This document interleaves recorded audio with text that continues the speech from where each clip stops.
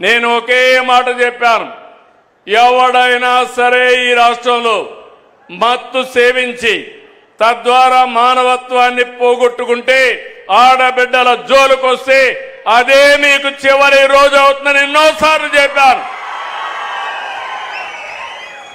ఇప్పుడు కూడా ఆ మాట కట్టుబడి ఉన్నా. నేను ఎవరిని వదిలిపెట్టను. చట్టం దాని పని చేసుకుంటూ పోతుంది. అలాంటి వ్యక్తులు ఉండాల్సింది జైల్లో అయినా ఉండాలి, లేకుంటే చట్టం ద్వారా ఉరి శిక్షణ అయ్యాలి.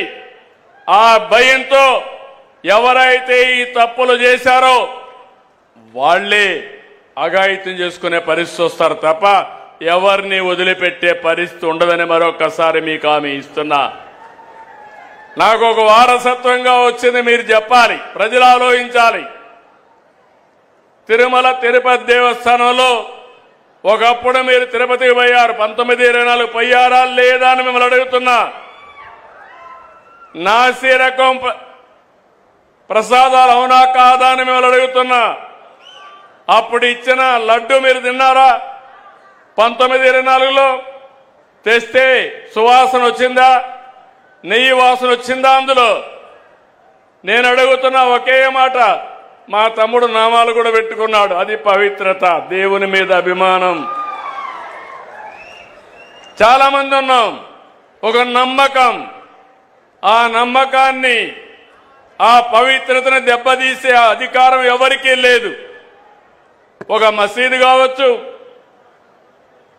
ఒక చర్చ్ కావచ్చు, ఒక దేవాలయం కావచ్చు, ఆ పవిత్రత కాపాడే బాధ్యత తీసుకోవాలి. అలాంటిది అపవిత్రం చేస్తే నేను ముఖ్యమంత్రి అయిన తర్వాత నేను ఇచ్చిన హామీ ప్రకారం రెండో సంతకం ఆఫీసర్ని వేసింది తిరుమల తిరుపతి దేవస్థానం ఈవోగా వేసి శ్యామలరావుని ప్రక్షాళన కార్యక్రమానికి ప్రారంభించా. వస్తే నెయ్యి చూస్తే బాగా లేకపోతే తిరిగి పంపించి దాంట్లో నుంచి శాంపుల్ తీసుకొని ఎన్డీడీబీ పంపించారు. ఎన్డీడీబీ పంపిస్తే అందులో నుంచి ఎనిమల్ ఫ్యాట్ ఉందని ఆ రోజు చెప్పారు. అది చెప్పిన తర్వాత నేను ఆలోచించి ఇది నేను చెప్పకపోతే నా మీద అప్రతిష్ట వస్తుంది, అపవాదం వస్తుందనే ఉద్దేశంతో నేను చెప్పాను. తర్వాత లేనిపోని సమస్యలన్నీ క్రియేట్ చేసి సుప్రీంకోర్టు వరకు పోయే పరిస్థితికి వచ్చారు. సిట్ వేశారు. ఆ సిట్లో వచ్చినటన్నీ మీరు చదివి ఉంటారు. చాలా స్పష్టంగా చెప్పారు, అసలు ఇది నెయ్యే కాదు, కెమికల్స్తో తయారు చేసిన నెయ్యి అని చెప్పారు. రాష్ట్ర ప్రభుత్వాన్ని కూడా యాక్షన్ తీసుకోమని అధికార యంత్రాంగం పైన ఒక రిపోర్ట్ పంపించారు. ఇవన్నీ వస్తే తప్పుని తప్పించుకోవడానికి, వాళ్ళు చేసిన తప్పును వేరే వాళ్ళపైన వేయడానికి ప్రయత్నం చేసే నీచులున్నారంటే ఏమనాలి నాకైతే అర్థం కావడంలా. మీరందరూ ఒకసారి గుర్తుపెట్టుకోండి, ఆ రోజు నా మీద నేనే ముఖ్యమంత్రి, తెల్లవారు నిద్రలేశాను, వివేకానందరెడ్డి మర్డర్, నిద్రలే చూస్తే టీవీ సాక్షిలో వేశారు. ఏమని? గుండెపోటుతో వివేకానందరెడ్డి చనిపోయాడని. నేను కూడా నమ్మాను, పాపం అనిపించింది. సాయంత్రం అయింది, పోస్ట్ మార్టం చేశాం. అది కూడా ఆయన కూతురు అడిగింది. అడిగితే పోస్ట్ మార్టం చేస్తే ఇది గుండెపోటు కాదు, గొడ్డలి పోటని తేల్చారు. సాయంత్రానికి నాటకాల రాయుడు మాట మారు చేశాడు. తండ్రి లేని బిడ్డను ఉన్న పెద్ద దిక్కుపోయాడని. అది అయ్యింది. తెల్లవారి నిద్రలేస్తానే సాక్షి పేపర్ ఒకసారి మీరు గుర్తుపెట్టుకోవాలి. నారాసుర రక్త చరిత్ర నా చేతిలో కత్తి పెట్టి నా జీవితంలో ఊహించని సంఘటనది. నేను రాజకీయం చేస్తాను కానీ రౌడీల గుండెల్లో రైళ్లు పరిగెత్తిస్తాను కానీ సంఘ విద్రోహ శక్తులను అణిచివేస్తాను కానీ ప్రాణానికి కూడా లెక్క పెట్టుకోను కానీ నేను నేరాలు చెయ్యబోనని మీ అందరికీ హామీ ఇస్తున్నా. అది నా నిజాయితీ, అది నా యొక్క జీవితం అంతా కూడా మీరు చూశారు. అలాంటిది పాపం ఆ అమ్మాయి కూడా వాళ్ళ చిన్నాన్న కూతురు మోసపోయింది. తర్వాత తెలుసుకునే కొద్దిగా లేట్ అయిపోయింది. ఇప్పుడు తిరుగుతా ఉంది. సెక్యూరిటీ కూడా పెట్టుకొని తిరిగే పరిస్థితి వచ్చింది. నిన్న మీరు చూస్తే ఇంత స్పష్టంగా చెప్పితే అపవిత్రం చేశారని చెప్తే, అవినీతి జరిగిందని చెప్తే తిరిగి హెరిటేజ్ అనే కంపెనీ తీసుకొచ్చి నా పేరే వేసి తప్పించుకోవాలంటున్నా అంటే కరుడు గట్టిన నేరస్తుడు అవునా కాదా అని మిమ్మల్ని అడుగుతున్నా. అలాంటి నేరస్తులతో రాజకీయం చేయాలనా? ఏమంటారు మీరు? అంటే మీకు బాధ్యత లేదా? నాకు ఒక్కడికైనా బాధ్యత రాష్ట్రాన్ని కాపాడుకోవడం మీకు బాధ్యత లేదా? ఎందుకు మీరందరూ కూడా గట్టిగా ముందుకు రావడం లేదు నేను అడుగుతున్నా. మంచిని అభినందించాలి, చెడుని ఖండించాలి. చెడు వ్యక్తులను కూడా ఎక్కడికక్కడ మీరు నిరాకరించే పరిస్థితి రావాలి. అప్పుడే రాజకీయాలు ప్రక్షాళన అవుతాయి. అట్లా కాకుండా ఏదో చిన్న చిన్న దీని మీదనే ఆలోచిస్తా కూర్చుంటే నాకెందుకు వచ్చిందని మీరు ఇంట్లో పడుకుంటే 5 ఏళ్లు మీకోసం నేను కష్టపడ్డా. కడాన నాకు ఎప్పుడూ ఊహలో కలలో కూడా ఊహించలేదు. నేను కూడా జైలుకు పోవాల్సి వచ్చింది. దేని మీద పోయాను మీరు చూశారు. నాకు ఒక నోటీస్ ఇస్తే నేను సమాధానం చెప్పేవాడిని.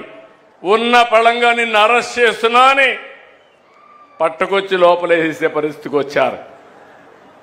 కానీ దేనికోసం పోరాడాను? దేనికోసం? 40 సంవత్సరాలుగా నన్ను అభిమానించారు.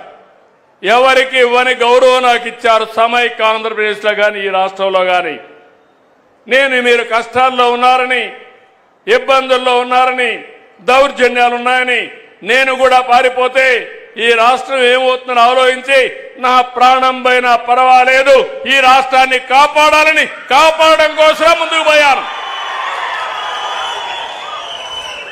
చాలా మంది అన్నారు జైల్లో నుంచి మీరు తిరిగి రారన్నారు. నేను ఎప్పుడూ భయపడలేదు. నేను ఒకే మాట చెప్పా, నేను 23 క్లెయిమోర్ మైన్స్ నా మీద వేసినప్పుడే భయపడకపోతే దీనికి నేను భయపడనని చెప్పాను. ఒక పద్ధతి కోసం, ఒక పర్పస్ కోసం ఉన్నప్పుడు భయపడను. అది నా నైజం. ఇప్పుడు చూస్తే నిన్న సాక్షాత్తు వెంకటేశ్వర స్వామి ఫోటో కూడా కౌన్సిల్లోకి తీసుకెళ్లిపోయారు. ఏం తమ్ముళ్ళు, ఇది మీకు న్యాయం అనిపిస్తుందా? న్యాయం అనిపిస్తుందా నేను మిమ్మల్ని అడుగుతున్నా. ఇలాంటి వాళ్ళతో నేను రాజకీయం చేయాలని మిమ్మల్ని అడుగుతున్నా. చెప్పులు వేసుకొని వెంకటేశ్వర స్వామి ఫోటో పెట్టుకొని ఫోటోలు తీసుకొని ఇసిరిసేస్తారు. అంటే ఏంటి మీ అజం? ఏంటి మీ అహంకారం? మీ అహంకారం అంతా ఒకటే, ఒక రాజకీయ పార్టీ అని. శివుడి తల మీద పాముంటే మనం ఏం చేయలేము ఒకసారి, అదే అనుకుంటున్నారు. నేను తప్పకుండా శివుడు తలపైన పాముంటే నమస్కారం పెట్టి శివుడికి దాన్ని బయట తీసుకొచ్చి పాముని ఏం చేయాలో అది చేస్తామని చెప్పి కూడా నేను మీకు తెలియజేస్తున్నా. ఎవరి కోసం ఇది? మీకోసం అవునా కాదా? పల్నాడులో ఏం జరిగింది? రాజకీయాలు ఏంటి? ముఠా కక్షలు. రాయలసీమ మొత్తం ముఠాల్ని పూర్తిగా అణిచివేసి ఈరోజు రాయలసీమ కరువు సీమ కాదు, రతనాల సీమని హార్టికల్చర్ హబ్గా తయారు చేస్తున్నారు. నీళ్ళిచ్చా హార్టికల్చర్ హబ్ చేస్తున్నా, రైతాంగాన్ని బాగు చేసే బాధ్యత తీసుకున్నా. ఇక్కడ కూడా మిమ్మల్ని అందుకే అడుగుతున్నా. నేను చాలా పెను మార్పులు తీసుకురావాలనుకుంటున్నాను. ప్రతి ఎకరాకు నీళ్లు ఇవ్వాలనుకుంటున్నాను. కరెంటు ఛార్జీలు పెంచకుండా ఉండాలనుకుంటున్నాను.